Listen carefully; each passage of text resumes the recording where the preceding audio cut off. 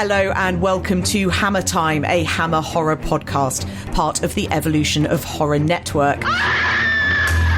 I'm Becky Darke, a film critic and Hammer fang girl, and I'm joined by my co-host, human encyclopedia of film and TV, and Hammer superfan, Kevin Lyons. Hi, Kevin. Hello, fangirl. I still love that. I know it's only the second week of using it, but I still love fangirl. Fangirl. It's great. Great. I've immediately fallen in love with it and am dreading when we have to upgrade me to a super fan. I think we should... or a super fang. Super fang. We'll both become super fangs at that point. I love it. That's great stuff. In this podcast, Kevin and I are watching and discussing every horror film in Hammer's back catalogue. And this week... I can't remember what we're covering this week. I was in an accident and I have amnesia. Kevin, can you help me? Is it the amnesiac? No. The man who forgot who he was. No. It's Hysteria. It's Hysteria from 1965. Hysteria. A man walks a tightrope between madness and murder.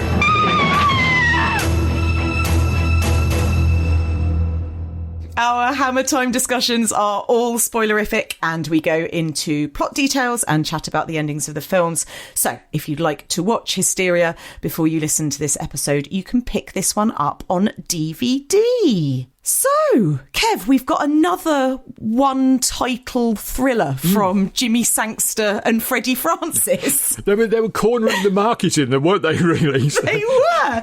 This was a tried and tested formula by this point for Hammer after Paranoiac, of course, and Nightmare.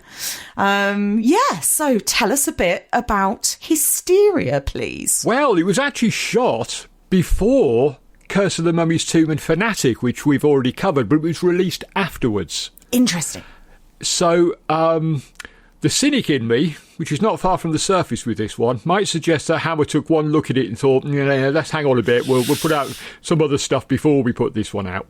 Yeah. You were saying that it was a tried and tested formula by this point. I kind of get the feeling it's a little bit too tried and tested. We'll talk a bit about what Jimmy Sangster said about it as we go along. But yeah, he was pretty much of the same opinion that they were going over the same ground a little bit too much at this point. There is a sort of, a feeling of tiredness settling in to these psycho thrillers now. They started off so well with Taste of Fear and Paranoiac and Nightmare, and it's going to get a shot in the arm next week. Come back next week, because I promise you next week is an absolute classic. Oh my goodness, and it's kind of related to these psychological thrillers. It's not one of the main psychological thrillers, but it's related. My God, is it a good one. Yes. So come back for that. This one, I feel it's kind of treading a bit of old ground. Mm-hmm. Hammer, I think, will beginning to tire of the formula now because they stopped making them pretty much around this time. These pure sort of Le Diabolique and psycho-inspired ones, they stopped making them for a while.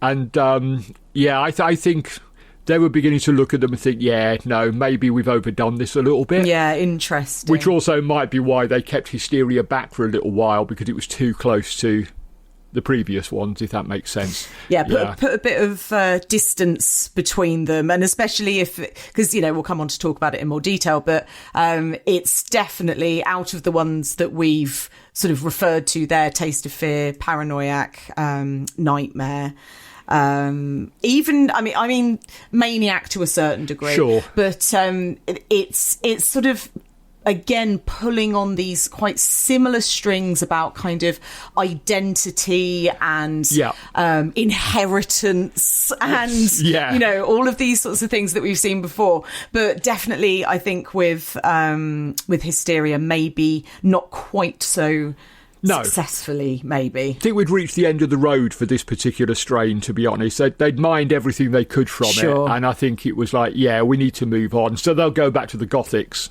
again in a couple of weeks' time. So, it's a strange one, this film, I have to say. Bit of an odd one, but we'll get more into it as we go. We'll have a fun chat about it anyway, as we always do. We will. We always do. We always do. So let's have a look at the plot. As always, stolen from Letterboxd. An American wakes up in an English hospital, unable to remember anything of his life before a recent car accident. With only a photograph torn from a magazine to guide him and an unknown benefactor, he attempts to unravel what increasingly looks like a bizarre murder. I did change that ever so slightly because the synopsis off of Letterboxd says it's a photograph torn from a newspaper. It's not. It's from a magazine. Yeah. It's from a magazine. That's right. Yes. This photograph of this very glamorous, beautiful woman. And as that little synopsis suggests, our protagonist, Chris Smith, which isn't his real name, but it's the name that has been sort of given to him in lieu of his real name by his psychiatrist. Because, he's kind of a man with no name, a man with no past, a man with no memory. That's right. And he's just kind of got this one clue, this photograph of this beautiful woman to kind of start piecing things together. Although, as we'll point out when we get to the end of the film and talk about that, we're led to believe he has no past and no name and no memory, and then they pull the rug from under us and he's like, what? Hang on a minute, what? I know. So we'll talk about that when we get there. So be warned if you haven't seen it, we are going to very much spoil this ending, mainly by me moaning about it, but there you go. This is another one with lots of twists and turns. Yeah. I know that we're going to talk about kind of how they work for us, That's all the right. reveals and that kind of thing. But I have to admit, that one, when you do find out at the end a little more about his amnesia and how authentic that might be, I was like, oh, all right, I actually didn't see that coming. So I thought that was quite a good one. I think you didn't see it coming because it feels to me like they just had a change of heart at the end of the film. Because in the whole of the rest of the film, he's absolutely an amnesiac. I'll give it away. I'll give it away before we get there. It turns out he could remember everything all along. He was just playing along from about with it. 3 weeks off. That's right, from the accident. Yeah. And he's now just trying to find out what the mystery is by playing along and pretending he's an amnesiac. I'm sorry, but you'd have to be so incredibly strong-willed to do that. Could you pretend to all the people around you that you'd lost your memory? I don't think I could. No, I mean, it's just... No. It makes no sense, but I'll moan more about it later. Don't worry, there's a good rant coming up towards the end. So, well, and also, strong-willed is a really good point, but as on top of that, I think just practically that would be so difficult because we are our memories, aren't we? Our whole personality, everything that makes us up, really, is exactly right. All of our experiences before. And I spend probably 75% of my day referring to other stuff that I have seen or done or people, that I've known or old conversations and, places I've been and memory stuff I've eaten. Like, it's all I talk about is myself, Kev, basically. Same here. And to be honest, when you get to my age, when you get to be 63 years old, you spend about 99% of your time in the past. Because, it's about all you've got left. Well, really, you've got 20 years more memories than I've got. Exactly. So it'll go up. But with my memory, I can sympathise with the character a bit because I'm not quite an amnesiac, but my memory is terrible, so I can kind of almost, So I wanted to start by talking about the title sequence. Oh, now, last week's episode, we spoke about Fanatic and that amazing opening sequence with the cat and the mouse and the kind of psychedelic colours. Absolutely loved it. Terrific. Very sort of sweet and funny, and obviously sort of setting up themes, that we were going to then see in the narrative of the film. Yeah. This, again, so the opening credits feel very 60s again, but it's interesting that you say that it was shot earlier because the title sequence feels much more kind of vintage 60s. Yeah. It's got this kind of whirling... it looks like a sort of hypnotic wheel almost, like one of those sort of spirals. It's hypnovision, isn't it? What is it in... what's that animated science fiction program? I should know. Futurama, I should know because I love it. They got a Hypno-Toad, I think it is, and his eyes go into that sort of weird, sort of hypnotic thing. But and it's the same sort of effect. It's like, I think that was so associated with hypnotism, which was so associated with psychologists and psychiatrists, that they thought, well, if we got an amnesiac, maybe we ought to have him being hypnotised. Yeah. Yeah, and also it's definitely like it's quite. I mean, I was surprising nobody. I was hungover when I was watching this, and honestly, I was watching the titles like through my fingers because it was like making me feel a bit sort of off kilter, you know. And there is that sort of. Like disorientation that those sort of whirling spirals kind of just put you in. Yeah, and the whole sequence, you know, where you got those sort of snappy edits of scenes from the forthcoming film, as it were. It kind of, the whole film puts me in mind more of a sort of an episode of a 60s action TV series. Something from ITC. You've got that sort of, to be fair, fairly horrible jazzy score going on, which you get in a lot of those TV shows. You've got this Hypnovision sort of opening title sequence with these flashing forward to what's coming up in this week's episode sort of thing. Yeah! And it all feels very hemmed in. It feels very small. It kind of... Yeah. We're not going out into the outside world that much. It's just, you know, when we do, we don't get to see those glorious vistas that we were seeing... in other, even in the Gothics, you know, go to Black Park and all the rest of it. It feels like you could turn this into a stage play and not lose anything. That's a great shout. You definitely could, because we're really sort of limited, aren't we, to the apartment that he's in, the flat. The London flat that he's in. He calls it an apartment because he's an American. Of course. You get a detour to France and that's about it in terms of real expansiveness. Yeah, but even then that feels quite internal because it's a flashback, isn't it? So it doesn't, even then it doesn't sort of feel particularly sprawling. That's exactly. And the whole thing just feels like it was done on a tighter budget than usual. Definitely. It definitely does feel like that. I'll come on to talk a little bit about the cinematography as well because it doesn't quite... it's maybe not quite as beautiful as some of the other films we've seen recently. No, it's not. It's not. So what about Sangster's screenplay? Jimmy Sangster is back writing another thriller. We've spoken so often about how he constructs these beautiful mysteries, these sorts of twisting narratives where you then get these reveals, these rug pulls. You know, we've referred to these so many times, and how beautiful it is when it feels so satisfying at the end, right? Because the story, the script doesn't cheat at all. So do you think that the Sangster's kind of succeeded again here with that? Like, how does the mystery work in Hysteria? I mean, it works okay, but it's not a particularly gripping mystery.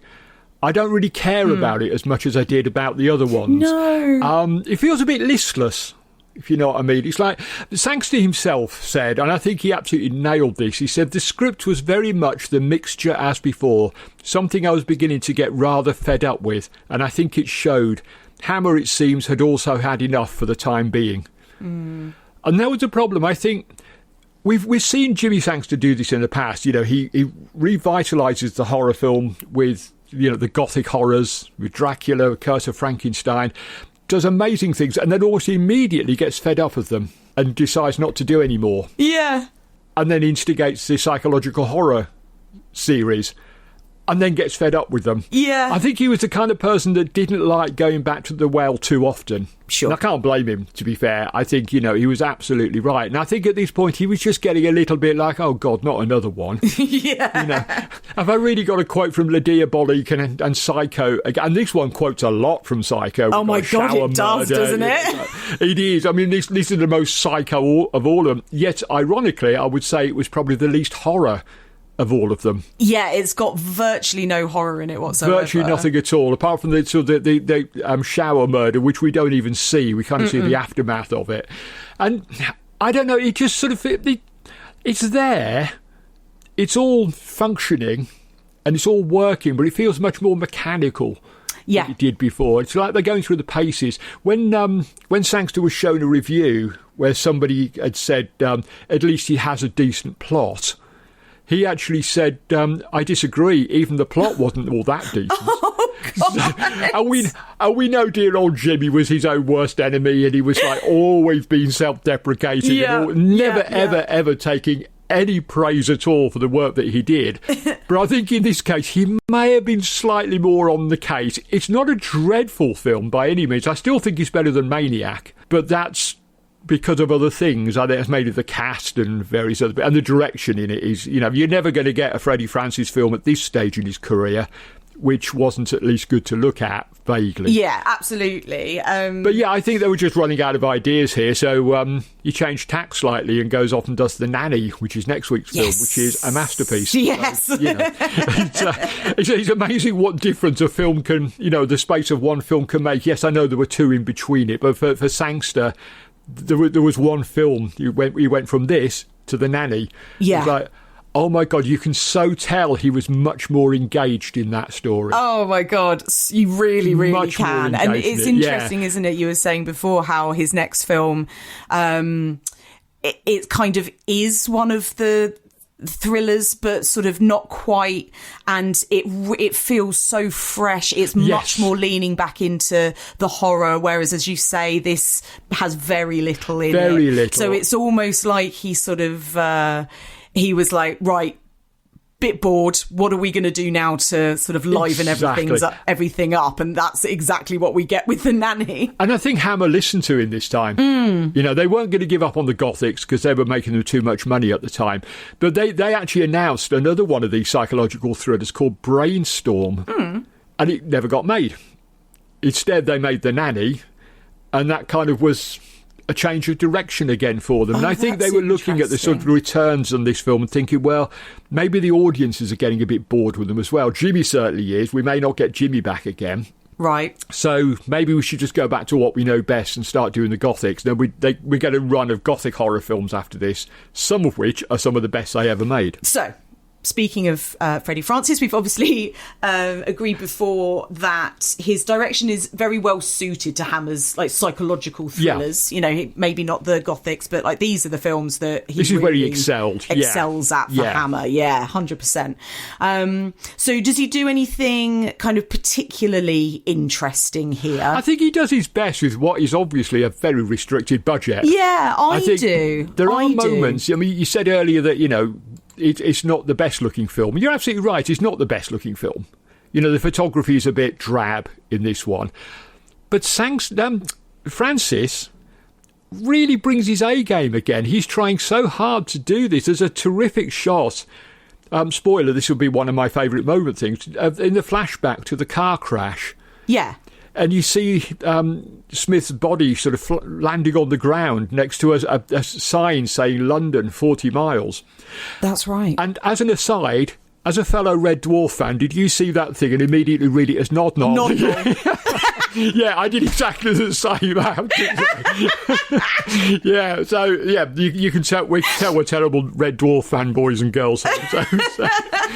But that's amazing. A terrific shot, isn't it, of him sort of landing on the ground next to the way marker with the car in flames behind him. Yeah, it's such a cool shot. It's one of those films that I struggled to remember very much about it. I know I'd seen it only a few years ago because I'd reviewed it for my website. And when I came back into watching it, I watched it again a couple of nights ago, and I kind of thought, I don't remember any of this until I got to that moment. Oh, yeah. Those standout moments. It was. Yeah. And I think we get a few flashes like that throughout the film, but not enough. There's an incredible shot as well when Chris first turns up to the apartment building or the flats. So, as I mentioned in the synopsis, he's got this mysterious benefactor who's been paying for his medical bills while he's been in the hospital. I think he's been there about 4 months, hasn't he? About 3-4 months, under like psychiatry, and he's got a private room and that sort of thing. So he's got this mysterious benefactor who's paying for all that. And then when he is checked out of the hospital, he's given a key to a London flat. And he arrives there, and they say it's on Charing Cross Road. Now, I meant to look this up and I haven't, so correct me if I'm wrong, but how long is Charing Cross Road? Because in my head, Charing Cross Road does not look like... No, I'm not actually sure where they shot that sequence. I should have looked that up, but it's certainly not Charing Cross Road. I mean, I know London has changed a lot since the 1960s, but it hasn't changed that much where Charing Cross Road is suddenly about 6 miles long. You know, it's... No, absolutely. And you know, you've got sort of Charing Cross Road where you'd have a block of flats on the side of like a dual carriageway. That's right, yeah. No, and wherever you are in Charing Cross Road, you can see, even today, with all the big built-up buildings that are down there now, you can see landmarks. And you can't see any London landmarks at all. It's so funny. I suspect it was probably shot somewhere near Bray Studios, to be honest. They never came anywhere near London. But, for non-Londoners, Charing Cross Road is not that long. You can walk down it in about 15, 20 minutes at the most. He's like living on the M1 or something, isn't he? It's ridiculous. It's hilarious. It's so funny.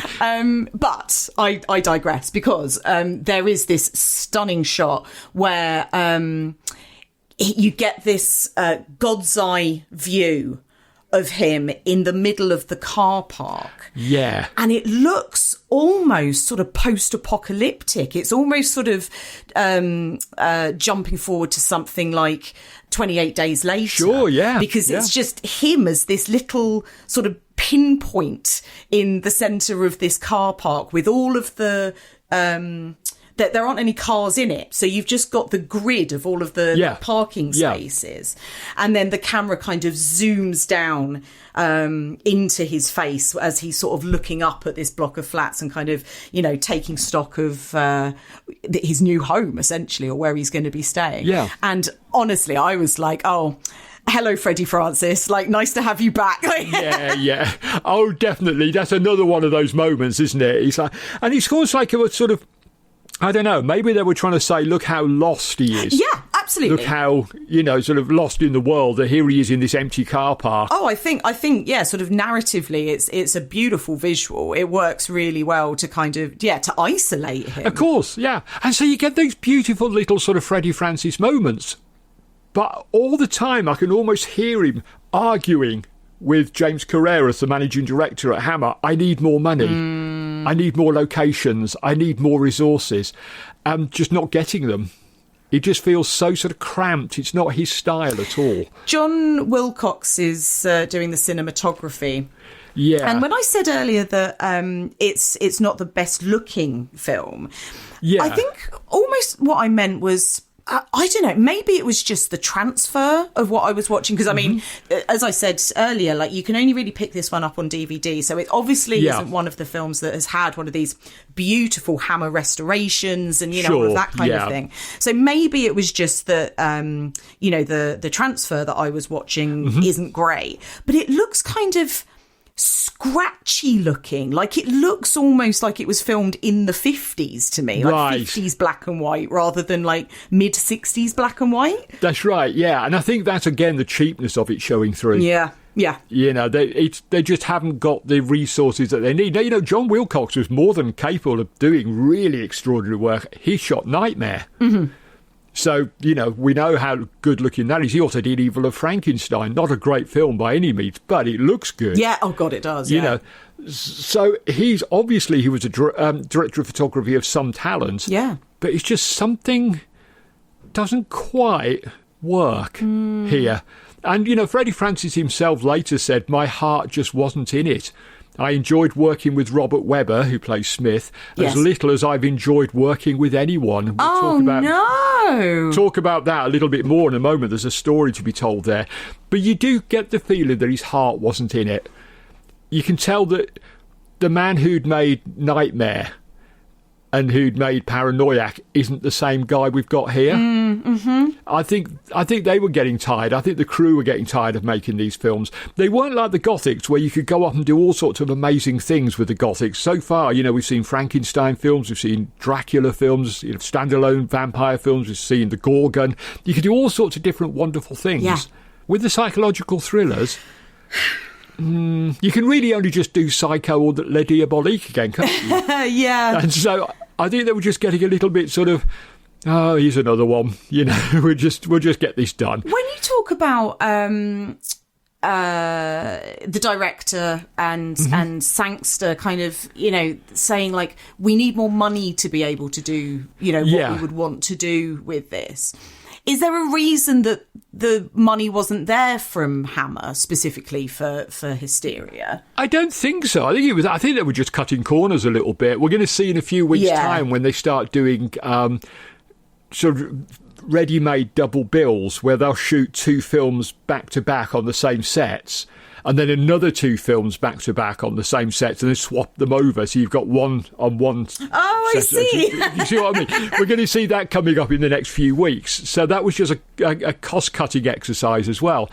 I don't know whether I've said this time and again that they were always a little bit struggling for money. Mm-hmm. They were never super flush. They were always going cap in hand to whatever distributor they could get to jump on board with them. Yes. But I don't know that they were particularly struggling at this point because the films were still making money. I don't know. I think they were just losing interest in it, and they thought, oh, let's not put too much money into this. Clearly, they got money for Fanatic. Yeah. Oh, yeah. Because that looked incredible. Didn't it? That's an amazing looking film. And, you know, Francis and Wilcox were no slouches, as we've established, so they could make beautiful films. It just feels like they didn't have enough resources to go around. Yeah.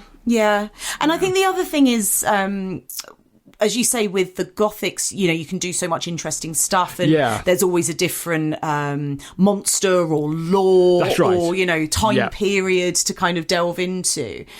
I think as well, like, even stuff like the with it being set in contemporary 1960s, you're not able to play so much with the costuming, the sets, you know, and so I wonder if there's also, after you've done a few of them and it's, you know, just another flat or, you know, just another hospital, etc., it's not necessarily like stretching their imaginations so much. It's not. And we talk so much about how Hammer are so good at doing so much on so little, right? They're sort of working on these shoestring budgets, but because of the crew that they've got and they're all these consummate professionals, they're able, because of their reputation, to get these incredible actors. They're sort of repurposing sets and all of this. But I guess with psychological thrillers, even if you've got a similarly talented team on a budget and, you know, you're trying to do as much as you can with that money, it's much more difficult almost to get that to show on screen. If you've got a limited budget and you're weaving that into golds like they do with those beautiful Eastman colour, sumptuous Gothics, then it feels sort of impressive. Whereas if you're doing a black and white thriller set in a London flat, it's like, it just doesn't kind of translate as much, does it? It doesn't feel like they were as inspired as much. Yeah. As they were by the Gothics. And even by the, you know, you look at Taste of Fear and Paranoiac, you can quite clearly see they were very, very inspired and enthusiastic and challenged by, you know, making these films. This was something new to be made. By this stage in the game, they're probably just thinking, yep, it's another one. Yeah. And it's just kind of, we got to get it done. We're going to be professionals because, you know, we're British film crew, and British film crews have always been consummate professionals. And just get it done, get it out of the way and all the rest of it. And it just feels, to me, it just feels lacklustre. It's not terrible. There's, you know, there are too many nice moments. It's not terrible, Too many nice moments in it for it to be terrible. But it's just not terribly interesting. I mean, this is the problem, isn't it? When you've already sort of covered films as we have, like Paranoiac, Taste of Fear, Nightmare, that we've loved, The Damned, you know, like these sorts of black and white thrillers, or I know The Damned is sci-fi, but still that that very British kind of black and white, and you know, we are just so blown away by them and so effusive that when you get to a film like Hysteria, it's like, it's fine, it's okay, but it's so it somehow feels like a little worse than fine, because obviously we've got this back catalogue of these films that have just completely blown us away. So in like comparison, exactly. Like... to use a phrase I use a lot at moments like this, if I was going to watch one of the psychological horror films tonight, it wouldn't be Hysteria. Right, exactly. It wouldn't be Hysteria, it wouldn't be Maniac. I'd go back to Taste of Fear, Paranoiac, Nightmare or Fanatic, but I don't know. I don't know that I ever need to see this film again. No. I kind of suffer amnesia while I'm watching it, because it's one of those films, sort of watching it, I'm thinking, what film am I watching? Because it just feels a bit sort of like a bit lackluster, it's funny. It's sort of there, really, isn't it? It's reasonably well made, but I don't know. When Francis said my heart wasn't in it, mine wasn't either. I know. I slightly feel like our hearts aren't in this very much. No, exactly. No, it's really difficult to become enthused about it and to actually sort of commit to the film, because there's nothing there to sort of get your teeth into, really. It doesn't, well, at least for me anyway, it just doesn't work for me. I know some people absolutely adore this film and think it's the best of the series. Oh wow! I'm to be fair, I think we can probably round them up quite quickly and sort of take them out of harm's way. Because, But no. Honestly, I respect you. I hear what you're saying. You're wrong, but I hear what you're saying. But I don't know, for me, this just doesn't work that well. Well, let's talk a little bit about our cast of characters, because, again, a little bit kind of like the setting of the film, the sort of people that it revolves around, again, feels quite sort of slight. There's not a huge number of characters. So we get to spend sort of a lot of time with a few people. And you mentioned him already. We've got Robert Webber, who plays Chris Smith. Chris, the name given to him because of the St. Christopher that he was wearing around his neck at the time of the car accident that gave him his amnesia. And there's a funny line actually where he says, I guess it wasn't working well that day or something, or I guess he had the day off, I think he says. Yeah. I mean, you still get those little bits of Sangster magic here and there. You do still get them, yeah. So, Robert Webber, what do we know about him? Well, he was kind of an odd choice for a leading man. He was much better suited, I think, to playing sort of shifty supporting characters. Now, apparently he wasn't a very nice guy on the set of this film. Now, I've not seen any evidence anywhere that he was like this on any other film set. So I just think he was having a bit of a bad moment here. Yeah. He particularly did not like his co-star, Lelia Goldoni. Jimmy Sangster said of him, Webber was a mean-minded guy. Whenever the two of them were on set at the same time, it cast a pall of gloom. I'm sure we had some light moments, but the overall memory is of an unhappy film. Oh, my God. Yeah, apparently he just sort of kept pushing at poor old Lelia, just sort of like digging at her all the time. Apparently really eroded her confidence. I'm not surprised. That is so unnecessary. Yeah. Oh, I hate that kind of thing. It's so naughty. I mean, Sangster again said, talking about Lelia Goldoni, said she wasn't a bad actress, but then she wasn't all that good either. It's a little unfair. Webber, who had worked with top Hollywood people, took an instant dislike to her and proceeded to put her down whenever he got the chance. This destroyed what little confidence she had and affected her performance.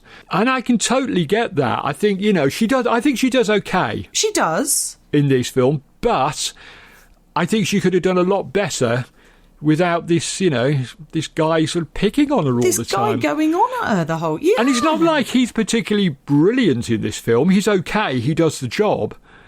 He's not in a position to be all sort of, diva-ish about... Absolutely about not. this at all. But absolutely not. But no, he does colour your sort of perception of who he was, and even the character, I find the character gets a bit... tangled up in this sort of horrible behaviour that Webber was exhibiting. And like I say, there's no evidence anywhere that I can find that he was like this anywhere else. How weird. Isn't it weird? Maybe he just didn't like working in Britain.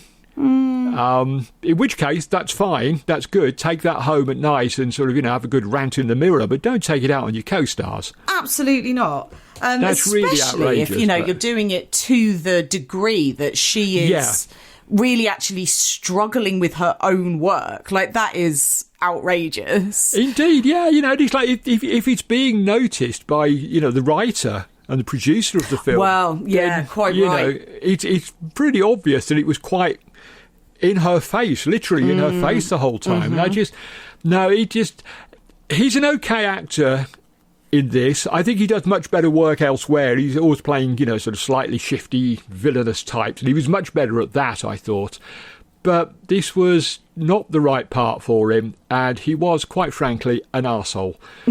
And I'm not going to pull my punches. He was an arsehole. And, you know, Lelia Goldoni, okay, she's not the greatest actress that's ever lived. She's not the greatest actress we've seen in a Hammer film. But she's perfectly good at what she does, and she did not deserve to be treated the way she was. So, you know. I mean, I'll get off my soapbox now. Yeah, the character of Chris in the film is a bit of a shit, actually. And I think it's a kind of a thankless role, isn't it? Yeah, really? I think we really see that in the sequence, as you mentioned already, where you get the flashback. So you basically you get to learn a bit about this sort of mystery man in the immediate sort of lead up to him having the car crash. Right. And so we meet him in France, and he's in bed with a French lady. They've obviously just had some passionate times. Yeah. And she's like, you're going to have to leave because my husband's due home. Yeah. The French girl is played by Sue Lloyd. Yep. And the husband is played by Kiwi Kingston. He is, yes, without the monster makeup. And he turns up for presumably a morning's work just to stand in a doorway and then get punched in the stomach. It's like, he must have been, you know, sort of going home that day with his paycheck thinking, well, okay, I've been paid for it, but what was the point in that? Honestly. I mean, one of the nice things about it is, because what happens basically is Chris, or whatever his name is at the time, wakes up in bed with this French girl. She tells him to leave because her husband's due home. It all turns out to actually be a scam. Yeah. Where they're sort of robbing him, right? That's right. She's a sort of honey trap. Yep. And then they nick his wallet. But what is great about Kiwi Kingston, and I would assume the reason that they cast him to stand in a doorway, is because he's so huge, he fills the entire door frame. He does, yeah. And so if you needed an actor to portray a character who does nothing but block somebody's way, it's like, he was your guy. Absolutely. It was either going to be him or it's going to be Christopher Lee, and Christopher Lee would not have done a short scene like that. Was far too busy elsewhere. So let's get Kiwi back from Evil. Well, ahead. No, he was after. Yes, this was after Evil of Frankenstein. So so they just sort of thought, we've already got another big guy, we can use him. There you go. It was really funny. So anyway, Chris escapes the situation that he's found himself in, or has rather been put in by these two scam artists. Bumps into an English girl played by an actress called Sandra Boys, who then whisks him away in her car, and she immediately falls in love with him out of nowhere. Yeah. And as they do. As they do, because it's Hammer. He basically gets her to smuggle him into England, right? She's driving to the airport. She's going to fly back to England. And he's like, I left my passport back in that room. Mm-hmm. Can you smuggle me into England? And she at first is sort of thinking, well, I don't know how that's going to work. And I tell you what, Kev, even after I've seen them do it, I don't understand how it worked. No. It's like he just hides in the boot of the car, doesn't he? And they just happen to have, on the day that they try to do this, the world's worst border guards who do absolutely no checks whatsoever, don't even look in the boot of the car to see if they're smuggling contraband, let alone human beings, and just wave her through with a little salute. But also, you're not telling me that the car went on the plane. Oh, that happened. Oh. That certainly happened. If you were rich enough, you could take your car on a plane. No. those big bulb-nosed planes, the name of which I've completely forgotten, it'll come back to me eventually, but big bulb-nosed, they would put 2 or 3 cars on a plane and fly them around Europe. But you had to be fairly wealthy. And I'm not entirely sure that we see enough of Chris, or whoever he really is, to know that he's that wealthy. Or she is, I suppose. It's her car, isn't it? But I don't know. She doesn't come across as being like super mega wealthy. No, she's definitely not coded as... I mean, so for example... Lelia Goldoni's Denise, I mean, she is, dripping in jewels the whole time. Like, oh, absolutely. This girl, I mean, she's just sort of a very, sort of standard English young woman, really. She is. Just not a standard to say, middle class English woman. Yeah. Not to say that maybe she just doesn't do conspicuous consumption. Like, absolutely fine, but sure. But she's not coded. We're not given any clues that she is absolutely rolling in it. But okay, do you know what? I will rein in my incredulity a little bit in that case, because I was like, hold on a second. So he was in the boot in France and now he's in the boot in England. Well, what the fuck did they do on the plane? But fine, okay. Yeah, presumably he stayed in the boot of the car, unless he kind of snuck out, but then they'd noticed that there was an extra passenger sitting in one of the seats, surely. Yeah, exactly. It's a little bit like the bit in Raiders of the Lost Ark, isn't it, where Indiana Jones hangs onto the side of a German U-boat and travels, hundreds of miles without this U-boat ever submerging and drowning him. And it's like, we're not meant to think about it. No. We're just meant to accept that it actually happened. I didn't know that cars went on planes, so I'll at least retract my cynicism about that particular plot point. Eventually, the car ferries became much more acceptable ways of travelling, and but certainly by the time my family were going to the Channel Islands, we were going on a car ferry. Mm-hmm. They're not far from France. So, that was the done thing by the sort of late 60s, early 70s. But the early to mid 60s, yes, you could, if you were rich enough, you could put your car on a plane, fly to France, and then poodle about on your grand tour. How lovely. God, it's very sort of jet set, isn't it? How exciting. Kind of almost wish they'd bring them back in some ways. Not that I'd ever be able to afford it, and not that I can drive. I was going to say. Really but I remember, because when I was little, I used to live not far from Birmingham Airport. Mm. And as a young boy, I would go with my neighbour, drive up a massive dual carriageway on our bikes, never allow that today, to go to the airport, to go plane spotting, because, yes, I was that nerdy, that young. And I did actually see a couple of those big transporter planes coming in and unloading cars. They were always like Aston Martins and Jaguars and things like that. Of course. They didn't land and disgorge, a Ford Granada or something, because it was just... Morris Minor. No, exactly. They were always the cars that, to be fair, us young boys absolutely loved seeing. Oh my God, I know, so it was always very exciting when they did turn up. Yeah. Anyway, all of this is to say that Chris is a bit of a git, because she has obviously, in this short channel hop, fallen madly in love with him. And they're back in England, that she's gotten him out of the boot, he's behind the wheel, and she's draped over him and chattering away about how, her family are going to love him and like blah, blah, blah, blah, blah. All these plans. And he is being quite cold and a little bit eye-rolly about the whole thing. And then he's like, we'd better get some petrol. Yeah. And so they drive into a petrol station. He says, oh, why don't you go and powder your nose? It's, quite a long drive from here. And she's like, okay. And then runs off into the toilet. At which point he jumps out of her car and into another guy's car, and you don't actually hear the conversation that they have, but you then just see him then pull out of the petrol station with this other guy, and it's like, Jesus Christ, this Chris dude is an absolute dick. And he says a great deal about this poor girl that we don't even actually know her name. No. If he ever found out her name, he never uses it. No.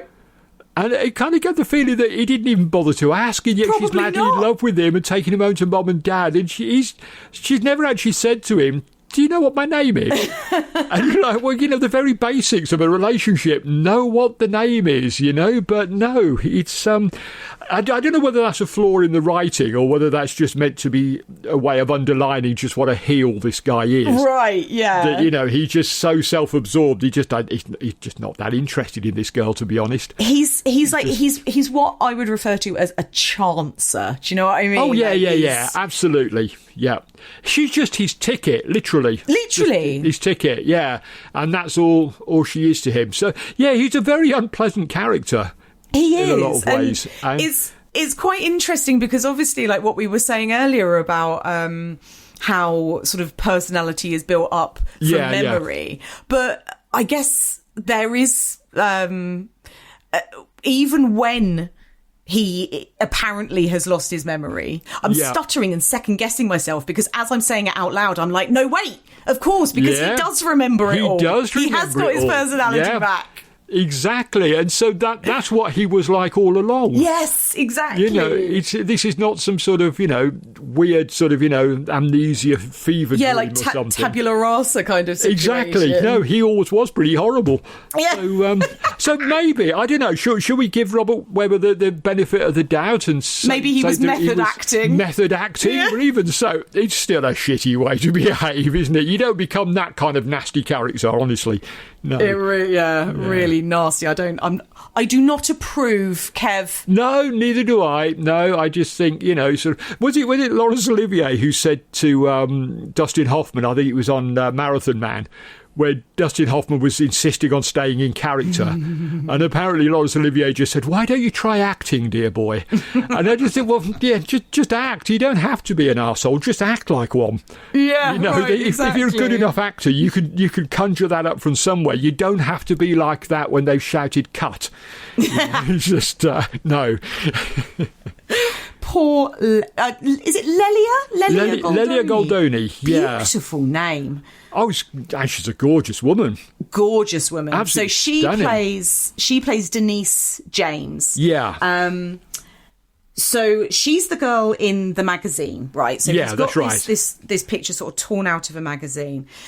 What we learn is that actually that has been planted as a clue.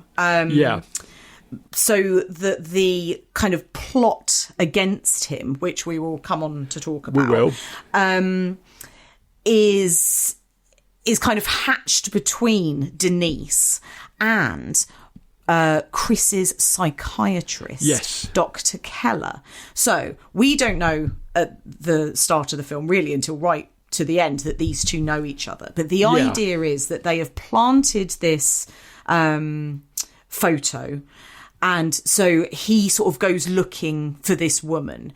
And that is really what kind of leads him into unpicking the sort of the mystery of the benefactor. Yeah. And starts to add to immediately this idea that he can't quite trust what is real and what isn't. Yeah. Because he speaks to somebody who tells him that the girl in the picture, a model, has been killed. But then the moment that he leaves that meeting, he sees her whiz past in a convertible. Yeah. And then when he gets back to the flat, she's essentially waiting there for him and sort of inserts herself into his life. And so this is where it all sort of starts to unravel, as he's sort of thinking, well, sort of what can I trust from my memory, what people are telling me, who these people are, like, do I believe who they're telling me they are and what their relationship to me is, etc., which must be, if you do really have amnesia, absolutely terrifying. But even if you don't have amnesia and you're only pretending, it's still kind of this I don't know, this sort of gauntlet that he's having to sort of negotiate through, isn't it? Yeah. Sort of like who to trust and, Yeah. I think one of the problems that I have with this whole sort of amnesia plot is, you do see him sort of cracking up when he's on his own. Yes. And I just think, well, you know you're not an amnesiac. You know you can remember some of this stuff. Why are you behaving this way? That's a good point. Even when you're on your own. He does. It doesn't make any sense to me. He does say to it. her right at the end, when it's revealed kind of what the plot is. Yeah. He does say to her about the tapes. So one of the things that they have done to try and make him think that he's mad is tale as old as time. Oldest trick in the book. We've seen this a bunch of times already. We saw it in Paranoiac. We saw it in Taste of Fear, where they've got a tape playing, right? That's right. So in the the flat next door, they've got this tape of an argument between a man and a woman. And the man is sort of saying, stop treating me like I'm a child. You think I'm mad. And the woman is kind of shouting back, I don't think that at all. Stop acting like this. What's wrong? Tell me. And then it all kind of culminates in him shouting at her to shut up. And then he says, I'll shut you up. Yeah. And then there's this huge sort of blood curdling scream. Yeah. And throughout the film, Chris is hearing this pretty regularly. So he'll often sort of fall asleep and then he'll wake up hearing it. And then as things progress, he starts to hear it kind of in like at all times, right? Sure, in like sort of waking hours, just coming through the wall. Now, at one point towards the end when he is confronting Denise about the plot and what they've done, he does say something like, even that tape that you were playing, and I almost did crack up at one point, right? And so there's this one throwaway line that almost just sort of excuses the fact that they need to get over this problem, really. That it is if a problem, he's pretending. Why is he going crazy and screaming at the walls when he's on his own? I just can't help but think that I would like to think that if I was in his position and I knew there was a plot against me and I was trying to get to the bottom of it, that I would immediately think those people next door are part of it. Because, look, they're trying to drive me insane, aren't they? Yeah. That's what they're doing. But he doesn't. It never seems to occur to him at all. So he just goes and has a little sort of breakdown of his own. Even though he must know that this is all part of this plot that he's investigating. Yeah. It doesn't feel as well thought through as some of the other psychological horror films. No, it doesn't hold water quite as well, does it? It doesn't. No, it doesn't really at all. So we've got Anthony Newlands as Dr. Keller. Now, we are introduced to him as Chris's psychiatrist. And he sort of says to Chris, there's nothing more I can do at this point. You're just going to have to wait, right? Yeah. It's just going to take time. And so he discharges him from the hospital and gives him these pills because he says to him, and again, it's all sort of planting these seeds, isn't it? Because he says, a skull fracture is nothing to sort of poo-poo. That's right, it's very serious. You might find that you're disoriented. You might find that you I think he says you might have hallucinations. That's right, you might suffer hallucinations. Yeah. So he sort of plants these seeds and then sends him off into the world with some drugs, which then when Denise sort of installs herself is very enthusiastic to offer up to him whenever she thinks he's got a headache. Yes, definitely. And they're kind of they're sort of tranquilizers that keep making him sleepy and fall asleep. Yeah. So that I guess they can sort of plant things. That's right. Can't yes. they sort of around the house? But I also get the impression that there might be something else in there, like an amphetamine or something that is making him go extra bonkers. That's right. Yeah. So Anthony Newlands plays Dr. Keller, and I have to say, I thought he played it really well, because I had absolutely no idea at all that he was a bad guy until he punched his nurse in the face. That's right, yeah, which is a very horrible scene, but it's kind of a shocker, isn't it? My only thought about Dr. Keller is, what kind of psychiatrist wouldn't notice that their patient had actually regained their memory? If he was anything like a good psychiatrist, he would have seen through that straight away. Psychiatrists are not stupid people. He would have spotted that. Again, it doesn't quite hold water the way the other films do. Yeah. Although you get... But he's very good. Anthony Newlands is very good in it. And sadly, like Lelia Goldoni and Robert Webber, this was his only Hammer film. I can understand Webber not wanting to come back. He didn't seem very happy about it. And poor old Lelia, I'm amazed she went on to do anything at all, to be honest, after that experience. I completely agree. But, you know, Anthony Newlands... I'd have retired, I think. Absolutely. Anthony Newlands, I agree with you, he's very good. And I wish we'd seen more of him. He does turn up in Scream and Scream Again, which is another great British horror film, but not Hammer. But, yeah, he's very good in it. I just think, what kind of psychiatrist are you, mate, really? There's this bit, so that we basically open the film after the... Yeah. the horrible, if you've got a hangover, opening credits. We open the film with a consultation, right, between Chris and Dr. Keller. Chris is, you know, absolutely classic, sort of lying back on the couch. Yeah. And he is recounting some stuff about his past, and he says, I knew the guy who was driving the car. I think, you know, they were in the Navy together. And the doctor says, oh, tell me more about that. And he says, oh, well, there was a captain who I didn't get on with very well. And what was the name of the ship? Oh, it was the, you know. Yeah. The HMS, blah, blah, blah, blah, blah, whatever. And the psychiatrist says to him, Dr. Keller says to him, you're making it up. And Chris says, well, yes, I am. How did you know? And he says, well, you know, I could tell, but why are you doing that? Like, why are you making up memories? And Chris says something like, well, I didn't want you to get disheartened. Like, you're doing, you know, so much hard work and I'm not making any progress.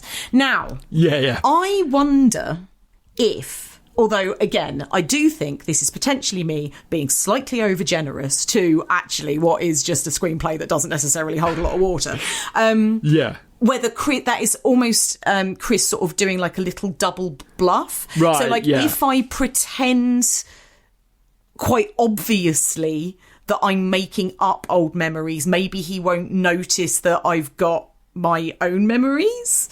Yeah. But again, at that point, like...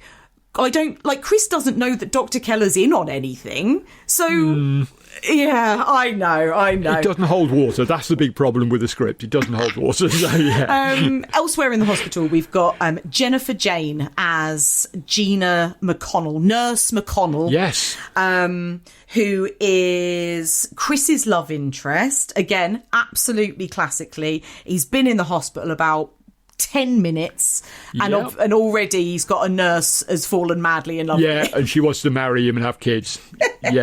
Honestly, these films, sometimes I do sort of, as a, you know, sort of getting more cynical as I get older, I do watch these films and you think, oh, for God's sake, come on. Come on. I mean, you know nothing about this person. Why? And, you know, male characters were doing it as much as women characters were. Oh, yeah. Why are you sort of falling head over heels with someone you've known for about 30 seconds? I mean, yes, you can see someone and think, oh, you look pretty. You're very attractive. I like you. That's nice. But... get married? I know. Come on. But again, I very much get the impression, you know, she's obviously like really into him. Yeah. But I get the impression that, like the French bit of stuff that he was bonking in Paris or wherever it was, and like the nameless English girl who is his ticket to England, I very much get the impression that he's just hooked up with Nurse McConnell. Oh, yeah. Because she's, you know, giving him special treatment while he's in the hospital. And, that's right. You know, she's probably just a distraction, like, you know, why not while I'm here kind of situation. Because as soon as she says, oh, you know, well, let me come with you and I'll help you sort of solve this mystery about who you are and who this woman is and that kind of thing. And he's like, no, like, I need to do this bit on my own. Right, yeah. And it's like, yeah, all right. I mean, do you, or are you just now bored of her as well and you're going to go off and look for this beautiful woman in the photo? Do you know, when I was watching it, I was put in mind of the protagonist. Bear with me, I'm going off on a slight tangent, but it makes sense. Of the protagonist of the R.E.M. song, The One I Love. Okay. Which all people keep going, oh, it's such a lovely song. This one goes out to the one I love. La, la, la, la, he's so lovely. But when you listen to the lyrics, you know, he says, a simple prop to occupy my time. Uh-huh. And the only time it changes is in the final verse when he sings another prop to occupy my time. And that sounds to me very like Chris Smith. These women are just props to occupy his time, and then he's got another one. He's not committing to anybody. Kev, I love that. Also, banger. Oh, yeah, terrific song anyway. So, that my first mention of R.E.M., we may mention them again at some point because they're so good. But, I hope so. But I think he's very much that character from that song. I think you're right. That's, yeah, he's just that this is serial... He's a serial arsehole, basically. He just goes from one to the next, uses them for whatever he needs, and then moves on to the next one. So not a nice guy. Not a nice guy. I think in some ways that does add to my slight despondency about the mystery at the centre of the film. So, you know, you said earlier, like, it's just not as engaging a mystery in itself. Yeah. And I think partly that is because Chris isn't very likeable. I'm not particularly rooting for him to solve this mystery and get his memory back. And because I'm a bit like, who cares? Like, you're a dick. Yeah. I don't care if you don't know what's going on. I think also, and I might get into trouble for saying this, so please forgive me, but he's the first male to be on the receiving end of this kind of plot in these films. Yes. Of gaslighting. Yeah, and I always find it, maybe it is just because I'm a bloke of a certain generation, I always find it easier to sympathise with the female victims than a male victim. I just think he probably wouldn't be that worried about it, whereas, you know, someone like, you know, the protagonists of A Taste of Fear and Paranoiac and Nightmare, they're very vulnerable physically as well as emotionally, whereas I don't think this guy is. Well, although Taste of Fear, Penny isn't. In the end, she's fucking badass. But she presents as being, you know, very vulnerable. She does. Whereas in this one, we find out he's actually just as manipulative as the people who are trying to manipulate him. It's so true. And I just don't feel... I'm kind of watching it, I'm just thinking, yeah, nothing bad's going to happen to you, is it? Whereas with the girls in the other film, I was thinking all the way through, I was thinking, you're genuinely worried for them. Don't let anything happen to these poor girls. They don't deserve this. Him, I was just thinking, you know, you're a horrible bloke. You'll get away with it because horrible blokes get away with it. 100% agree with that, Kev. Yeah, I think you've really hit the nail on the head there. Yeah, very difficult to sympathise with, and as we say time and time again, as you know, people who talk about horror, is the sort of peril and the interest is about empathising, sympathising, rooting for, you know, the final boy or the final girl or whoever. Yeah. And here, I just didn't really have anyone to root for. No, I didn't care about him at all, to be honest. No. He just, he was just this horrible bloke who just drifting along and then sort of, you know, pulls the rug from under us at the end. So he proves that he's been sort of, in a way, he's been gaslighting us all along as well. Yeah. And oh, okay, right. Oh dear. I tell you what, though, I'd like to talk about Hemmings. Oh, yes, please, because we're on to one of the big saving graces of the film now. This is terrific. My favourite guy. Yeah. So, Chris hires a private investigator called Hemmings, played by Maurice Denham. Yeah. And... Hemmings is incredible. Yep, of course he is, because he's Maurice Denham. He's bloody brilliant. He's really good. Do I know Maurice Denham? Denham from anything else. He was in Paranoiac. You'd have seen him in Paranoiac. You'd have seen him in lots of things. He's in The Nanny next week, and I know you've already seen The Nanny. So I have. I thought I recognised him. He's been in a ton of stuff. Any British film from the 50s and 60s, he's pretty much guaranteed that Maurice Denham's going to be in it. You just don't normally associate him with playing an action hero, which is kind of what he is here. Honestly. He's quite two-fisted. He's quite happy to get stuck in and, fling his fists around. So, yeah, he's great. He is so good. And I think when we're first introduced to him, you get the impression that Chris hasn't necessarily gone to the best private investigator in town. Yep. He's a little bit like the Dr. Nick Riviera of doctors. He's like rung 2 or 3 down from. He's what you go to if you can't afford the good ones. Exactly. Basically. Exactly. He's a bit down at heel. Yes, he's a bit older. He's got a terrible comb over. Very handy in a fight. Very handy in a fight. Handy in a fight, which leads to 2 of the best moments in the film. The first one being, he comes round to Chris's flat to say, basically, like he's heard some sort of rumours about what Chris is up to or what his sort of mental state is, etc. And so he can't continue the case. And Chris blocks the door. He should have gotten Kiwi Kingston in, to be honest, because Chris tries, and Maurice, although a much older gentleman and, certainly appears to be quite, unassuming, as we say, sort of down at heel, this sort of slightly tragic comb over, he does this hilarious thing where he's like, well, if you don't move, I'm going to have to move you. And Chris is like, yeah, all right. Yeah, go on then, yeah. And so Hemmings drops his hat on the floor at Chris's feet. And as he goes to pick it up, he full headbutts Chris in the stomach. Yeah. Like a battering ram. It's absolutely amazing. And then, lamps in one. And I was howling, Kev. I thought it was brilliant. So good. It's because I know Maurice Denham really well. It's one of my favourites.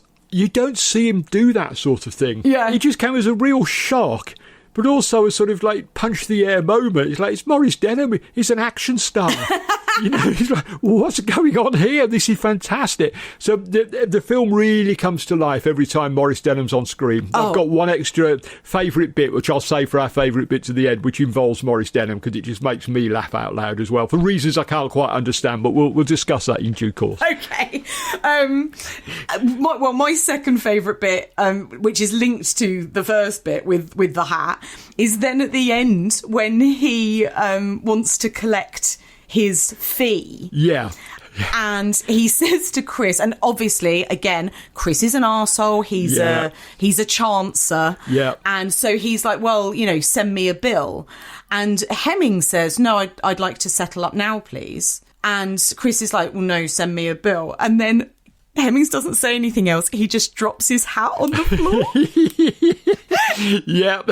And Chris is like, gets his wallet out, and he's like, yeah, sorry, how much was it? And again, a classic moment of Jimmy Sangster humour. I wish there had been more like that throughout the film, but yeah. Me too. Absolutely terrific moment. You're absolutely right. And all the best bits of Maurice Denham. All the best bits of Maurice Denham. Yeah. They genuinely are. Yeah. They genuinely are, yeah. I absolutely loved Hemmings. I thought brilliant. He was really good, yeah. I want to ask about the character Marcus Allen. Oh, yeah. Because I have some confusion. I have questions, basically. You have questions, yeah. I'm not surprised. So we've got Peter Woodthorpe is Marcus Allen. Now, Chris, despite also, this wound me up, Chris, despite having just hired Hemmings as a private investigator, then immediately goes out and continues doing his own investigation. Exactly. He knows there's a plot against him because he can remember things. He knows there's a plot against him, so he goes and puts himself in the line of fire. It's so weird. I'm like, why are you paying somebody and then going and doing the job yourself? Like, have a holiday. I don't know. Exactly. Anyway, so he finds out who shot the photograph of Denise. Yeah. And goes to visit the photographer, this guy, Marcus Allen. and he forces his way past the receptionist, because of course he does. Of course he does. And Marcus Allen is like, he's a real kind of David Bailey type. That's right, like yeah. 1960s fashion photographer. He's got his little studio. He's got a model or two in there, snapping away. And Chris sort of barges his way in and brandishes the photo of Denise out of the magazine and starts asking questions about her. And it's Marcus who tells Chris that the model in the picture is dead. That's right.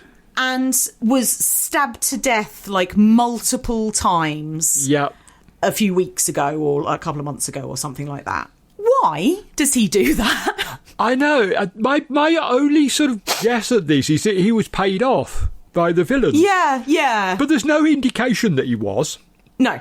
We don't get that information. We don't know that. Again, that is something that we really have to surmise, because that does not... Yeah. He is never mentioned again. Never seen again, never mentioned again. He's just there to deliver a plot point. Basically. And to deliver quite a funny line, that "you're standing on my foot." I like the way he delivers that line, which I think is quite good. But no, he's just there as a plot point, isn't he? He's not actually a character as such. I mean, it's kind of refreshing in a way, with sort of, since then, years and decades of 60s photographers being represented as, sort of, yeah, baby, yeah, sort of Austin Powers types. That he's not actually, he's quite boring. So the plot itself, okay, let's get down to it. As in, not the plot of the film, as in the plot against Chris. Against him, yeah. The plot against Chris is Denise and Dr. Keller are lovers. Yeah. And he's got a wife. Yep. That he wants to leave for Denise. I can hear the gears working while you're trying to work out the complexities of all of this. And so, rather than just, I don't know, leave her, he decides that they're going to kill her. Mm-hmm. Fine, is a thriller. That happens all the time. Fine. Yeah, that happens in thrillers all the time. And he has an amnesiac fall in his lap. Yeah. And he's like, aha, here's an idea. We'll pay for his medical bills and set him up in this flat. And then we'll send him mad with tapes and lies and drugs.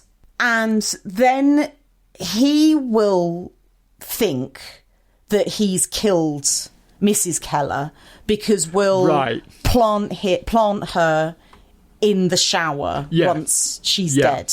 And they sort of set up little like preambles, so he'll wake up from one of his drug-induced slumbers and the shower will be running and there's a bloody knife on the floor. That's right. It's psycho. It's psycho. It is absolutely psycho. Yeah, they completely ripped off Psycho for this one. But anyway, do carry on.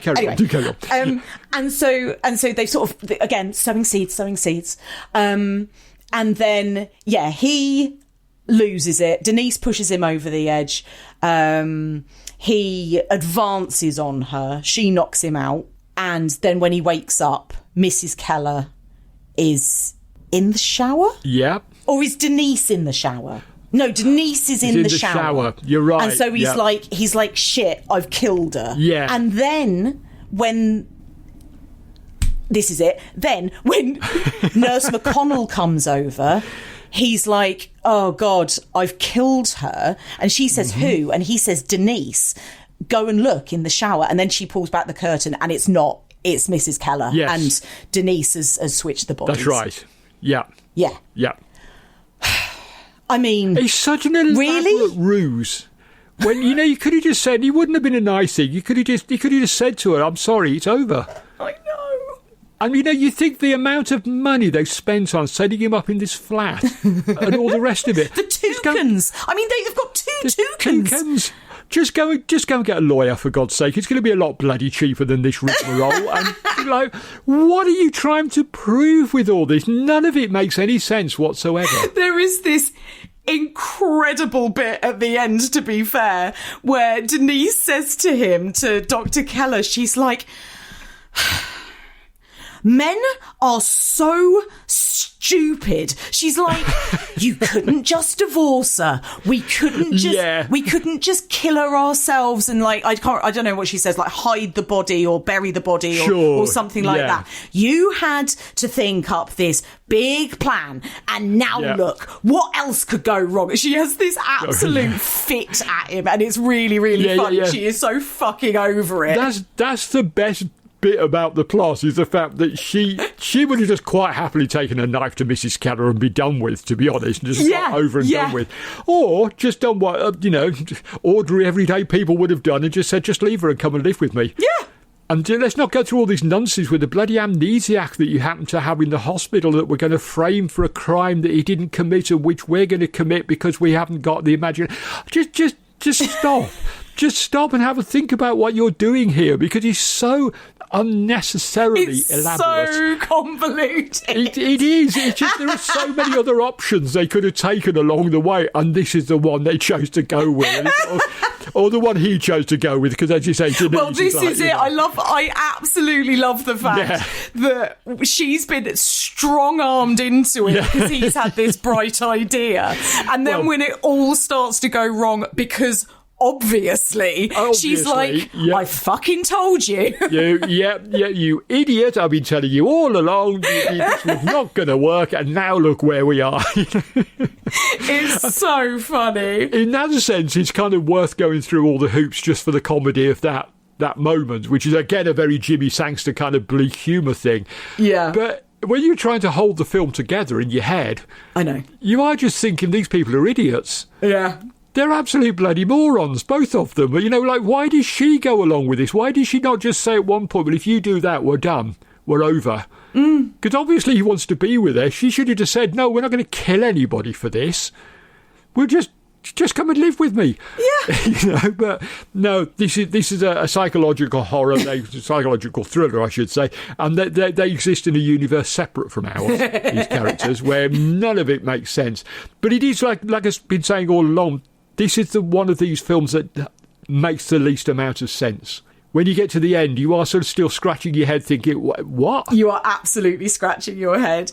And then he reveals, BT dubs. I've actually had my memory the whole time. The whole time. It's like, what? What? I mean, like, just one twist too many, really, wasn't it? Just like, unbelievable. I'm actually talking myself into giving this a lower rating at the end of this. Let's see. We've only a few minutes away from it. Let me think my way around this one. But it just does not hang together at all. The whole plot the ending just doesn't make any sense, that he gets his memory, or he has had his memory all the time, because then you see the film for a second time. Maybe that's what they were banking on, that people wouldn't go back and see it a second time. Sure. I mean, if you do see it a second time, it all starts to crumble. Yeah. Although saying that, I've only seen it once and it didn't hold together for me either. Well, if you ever do watch it again, I can't quite see why you would, but if you do, you will be sitting there thinking, you're not supposed to be able to remember things. Why are you doing this? Why are you behaving like you're cracking up and there's a plot against you, when you know there's a plot against you, but there's no one around to witness you doing it? Yeah, interesting. All these things they annoy me. They annoy me greatly. Well, and it's a shame because, sort of going back to what we were saying at the beginning about Sangster and Francis, we have seen what they can do with this kind of film, right? And so when you get to this one and you think, oh, brilliant! Like, we've had Paranoiac, we've had Nightmare, amazing. There's another one, and it's Sangster and Francis are back, and it's another one of these films, brill. And then you watch it and you're like, oh.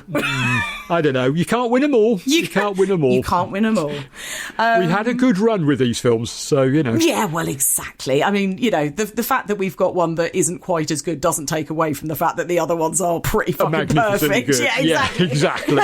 Exactly right. So, yes, we get basically the big, the big reveals, all of the big reveals. And essentially, she sort of gets taken away. Does she get taken away by the police? She gets taken away, yeah. I'm not quite sure who by, but she gets taken away, yeah. Because Hemmings is there, isn't he? Right, that's right. She takes, so Denise, she pulls a gun and forces Chris out onto the balcony. The balcony. Yeah. And clocks him over the head with a bottle of Cinzano. Again, the most 60s thing you've ever heard of. Yeah. Absolutely loved that it was Cinzano. Then Hemmings appears. So the whole time that they've been in the living room having this 2 and 8 about, who's cleverer than the other one, whose plots worked better, blah, blah, blah, blah, blah. Poor old Hemmings has been sat out in, the British weather. That's right, yeah. Having to waiting wait. to pounce. Yeah. And he basically, saves the day, doesn't he? Yeah, he does. And they make her call the doctor. Yes. And say, he's here at the flat. Yep. Like, come and get him or whatever. Yep. And he says, OK, you give him some more of the tranquilizers, knock him out, and then we'll get it all sorted. And so when the doctor turns back up, Chris is unconscious on the sofa because she's given him the tranquilizers. She hasn't actually. And what they have done is Nurse McConnell and Chris have put the wife's body back in the shower because that's right. Poor old Nurse McConnell gets punched in the face and knocked out, and she's in the shower because they're gonna set it up that he's killed her as well. But no, they they replace it again with poor old Mrs. Keller, played by Irene Richmond, who, I'm sorry to say, 100% is breathing and does not look dead at all in any way whatsoever. Oh, yeah. Yeah, not at all a convincing body. I was like, Irene, come on. Yeah. Hold your breath, girl. Hold your breath. And so he comes in, old Dr. Keller, and stabs the corpse of the wife, thinking that it's... I think it is Gina. It was Gina. Yeah. For fuck's sake. It's so complicated, isn't it? It is. Yeah. You need a flow chart to work out where you are at any given point in this film. Exactly, yeah. Sorry, who's meant to be dead? Who's meant to be in the shower? Who's meant to be alive? Who's the conspirators? And exactly, all the rest of it. Yeah. Who's Hemmings working for? My God. Yeah. So, yes, anyway, they both get taken away by the authorities. Then it all wraps up with this beautiful comedy moment of poor old Hemmings trying to get his bill paid and threatening Chris with another headbutt by dropping him out on the floor.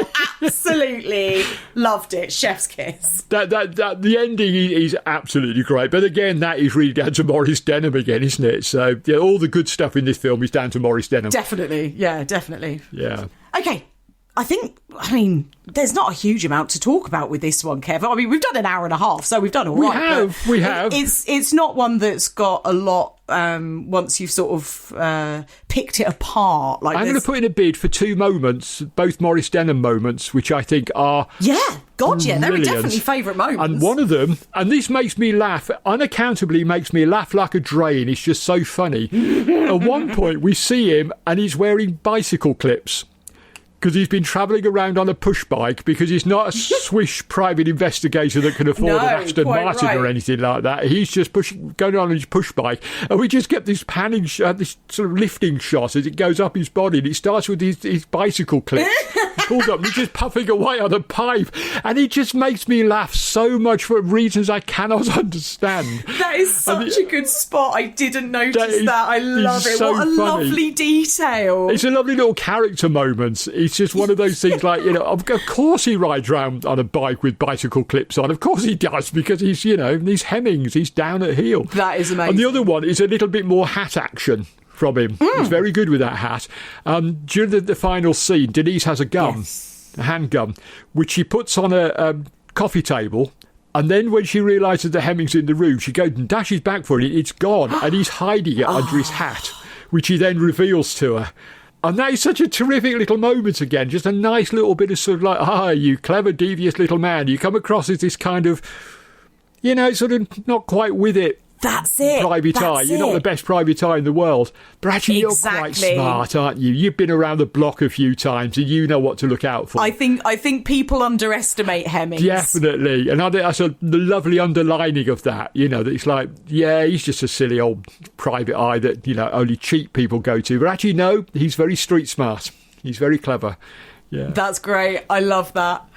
I think we've mentioned all my favourite moments already. It's that incredible God's eye shot in the car park, which I think is really beautiful. Yeah. Not only does it look really great, but as we said, we think it sort of adds to actually, like, narratively, yes. This sort of metaphor for Chris's isolation, which is really nice. That's right. Yeah. Obviously, Hemmings beating up Chris. I thought it was one of the best things I've ever seen in my life. Of course. Honestly, if I terrific. Now, I'm diminutive, right? I'm 5'2". Yeah. I'm not very fit. Yeah. I'm in my 40s. Like, I mean, okay, just to say, like, don't mess with me. But I'm not going to be particularly handy in a fight. But I tell you what, sure. I am going to take a leaf out of Hemmings' book. I'm banking that move. What I'm going to do... You're going to start wearing a hat, aren't you, just in case that moment arises? I'll just drop anything at their feet and then, like, full, like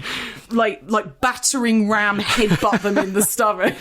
Duly noted for the next time we do a live thing together. Just don't piss her off too much. She's learning too many moves. Yeah. Well, especially Kev. I mean, considering how much taller than me you are, if I bent over and rammed into you, I don't think it would be your stomach, so you'd go down double hard. No, it could be quite difficult for me afterwards, I think.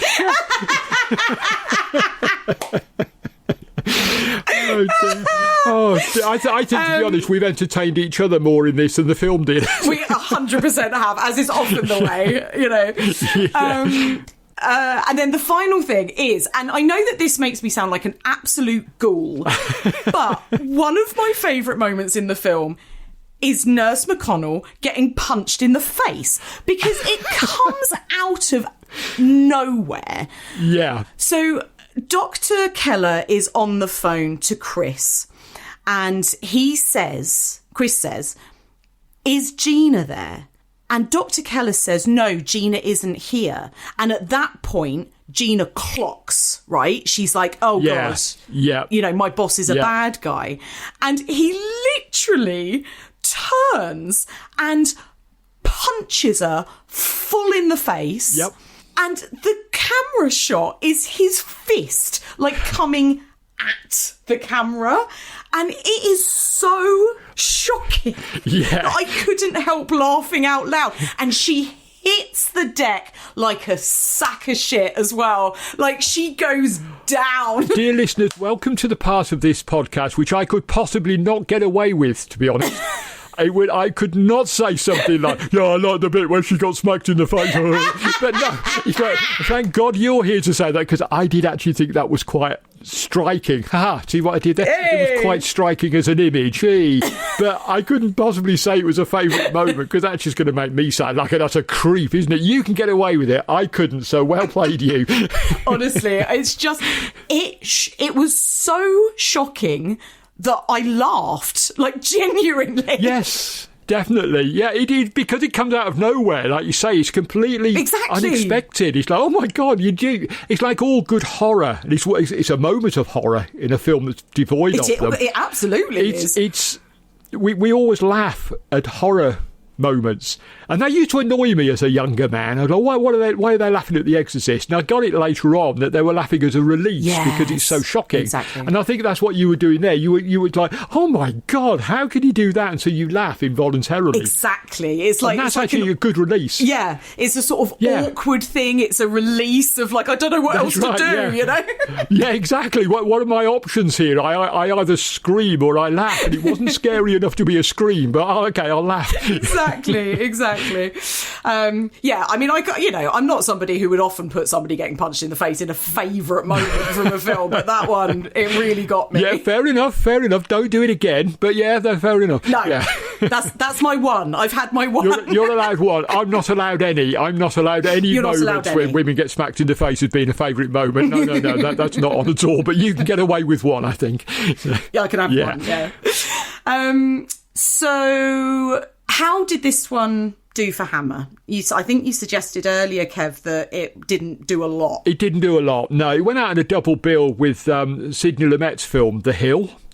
Which is nowadays quite well regarded, but at the time wasn't. It's kind of a military training film with soldiers being literally put through hell to climb up the top of the hill and everything. Oh no, that doesn't sound like my sort of thing at all. Well, the star was Sean Connery in the most... Oh, it's definitely not my sort of thing at all. Well, I love Sean Connery, and I was going to say I'll pick a fight with you, but then that would imply that I was going to smack you in the face, and I'm not brave enough for that. But well, and also now you know. That no, I know. Yeah. I've got a trick up my sleeve. You have rather given that away. Anytime you drop anything from now on, no matter how old and knackered I am, I'm legging it. But the fight move now known as the Hemmings. The Hemming. Yeah.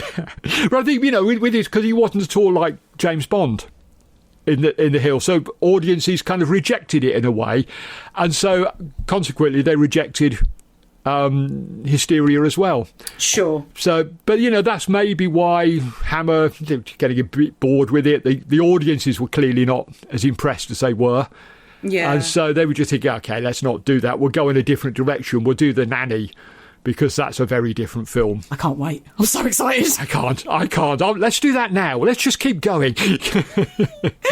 I only watched that I think I watched it over the Christmas break. Right, yeah. And we're now just at the end of April, and I cannot wait to watch it again. I'm so excited. Oh, it's definitely one of those films. But let's save all that for next week. Otherwise we'll have nothing to say. First off, we have to rank Hysteria out of our categories of elite, upper, middle or lower. I'll go first this week. Go on then. I'm going to go middle. Yeah. I'm saying because middle like we said, it's not awful. It's really, really not. And I do think that maybe if I didn't have those real sort of top tier... Sure. films that sort of a similar bent that we've obviously loved so much to kind of compare it to, then maybe I wouldn't have felt like a bit disappointed by it and a bit sort of baffled by the whole affair. I think, to be honest, had it not been made by Hammer and not been part of this series, we'd have gone, no, it doesn't make any sense, does it? But it kind of passed the time okay. Yeah. And I think it's just because we have expectations, because it is Hammer, it is part of that series of, mostly really good films. Let's ignore Maniac for the moment, but mostly really good films. And I think it's better than Maniac. I think it's better than Maniac. I would watch it over Maniac. If someone, if Hemmings turned up and pointed a gun at my head and said, you have to watch either Maniac or Hysteria, it would be Hysteria, no problem. Yeah, me too. But it is very much, for me, it's lower middle. Mm-hmm. It's very much at the sort of bottom end of it. It's not a film I can see myself going back to voluntarily anytime soon. No. It's just, it's okay, but it's just, just there, really. So, yeah. It's a shame. Oh, well. It's a shame. Oh, well. We've had a good run with these films, and we're going to sort of go off in a slightly different direction next week in something which we keep trailing as being magnificent. It bloody well is. So, yeah, we'll make up for it next week. Absolutely. And as always, despite the fact that we didn't particularly love the film, at least we've made each other laugh. At least we've hopefully made some listeners laugh as well. They're probably just sitting there thinking, these bloody idiots are getting worse every week. They really... Thanks for listening to Hammer Time. We will be back next week with one of the best Hammer films I've seen yet. It's the incredible Bette Davis in Seth Holt's The Nanny from 1965. If you're watching along with the podcast, you can pick this one up on DVD. To check out the full list of movies we're covering, head to evolutionofhorror.com/hammer. We'd love to hear from you, so please send us questions or comments for upcoming mailbag episodes. You can drop us an email to hammer@evolutionofhorror.com. You can follow the Evolution of Horror Network on Instagram @EOH_network. And we are now on BlueSky as well, under Evolution of Horror. You can follow me, Becky Darke, on Instagram and BlueSky at Bunny Darke, and on Letterboxd, I'm Becky Darke. And Kev, where can people find you and your work? My website is eofftv.com, which is also my handle on BlueSky, Twitter, Facebook, Instagram and Letterboxd. On Facebook, I'm also under Kevin Lyons. You can come and find me on there. And you can find my reviews website, EOFF Review. And you mentioned an upcoming mailbag. I believe we've got one coming up in a few weeks' time. So if you've got those comments or questions, get them into us ASAP. Don't forget to rate and review us on your podcast app of choice. Thank you for listening. Join us next week for another episode of Hammer Time.